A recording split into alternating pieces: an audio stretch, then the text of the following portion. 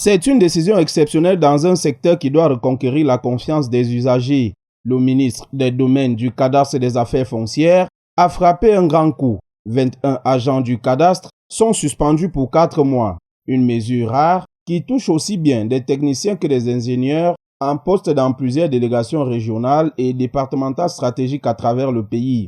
Les agents suspendus sont reprochés de graves manquements parmi lesquels falsification des maps foncières, surfacturation des prestations, rétention abusive des dossiers et participation active à des manœuvres frauduleuses. Ces pratiques, profondément enracinées dans la chaîne foncière, alimentent la corruption et fragilisent la sécurité juridique des titres.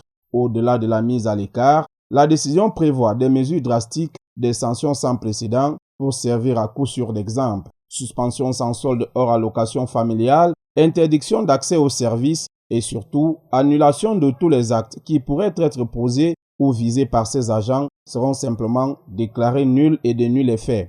Une disposition extrêmement rare qui vise à protéger l'intégrité des procédures foncières. La réintégration de ces agents véreux ne sera pas automatique. À la fin des 4 mois, chaque agent devra se présenter à la direction des affaires générales du ministère des Domaines, du Cadastre et des Affaires foncières pour un contrôle rigoureux avant toute reprise de fonction. Le MINCAF veut ainsi éviter les retours mécaniques et réaffirmer la discipline professionnelle.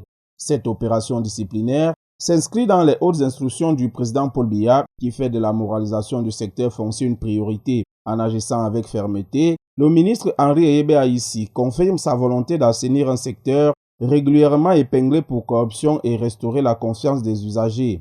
Pour les observateurs, cette vague de suspension pourrait marquer le début d'un changement durable. Elle crée un précédent, responsabilise les agents et rappelle que la lutte contre la corruption ne se limite plus au discours. Elle se traduit désormais par des actes concrets, visibles et assumés, pris des mains des maîtres par le ministre Henri Eyebe Aïssi, patron de l'administration foncière au Cameroun.